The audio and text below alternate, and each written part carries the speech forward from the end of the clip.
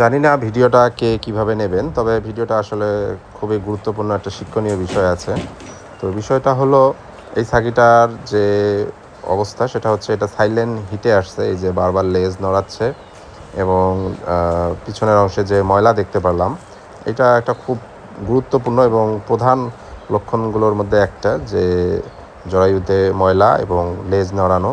এ কিন্তু ডাকাডাকি করছে না, যেটা আমরা সচরাচর আমরা ভেবে থাকি যে ছাগল হিটে আসলে ডাক ধরে, কিন্তু এই ধরনের ক্রস বা এই কিছু কিছু জাতের ছাগলে সাইলেন্টলি হিটে আসলে আসলে এভাবে তারা কোনো ডাকাটাকি করে না, কিন্তু লেজ নাড়াবে এবং পিচ্ছিল পদার্থ বেরোবে। তো এখনও সঠিকভাবে মানে হয়তো বা হিটে আসেনি, এগুলো এই জন্যই সাইলেন্ট হিট বললাম। তো এই জিনিসটা কিন্তু শুধুমাত্র ছাগলের পাঠাই বুঝতে পারে। তো এটা ওদেরই সবথেকে ভালো বোঝে, বা এই জন্যেই পাঠার প্রয়োজন একটা খামারে।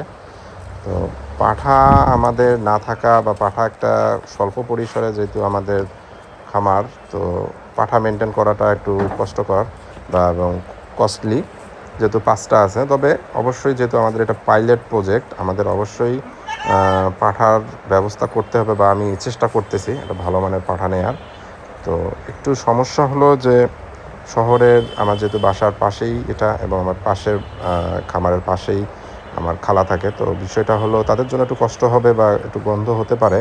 এজন্যই আমি আসলে এটা নিয়ে অনেক চিন্তা ভাবনার মধ্যে ছিলাম যে আসলে পাঠা নেব কি না।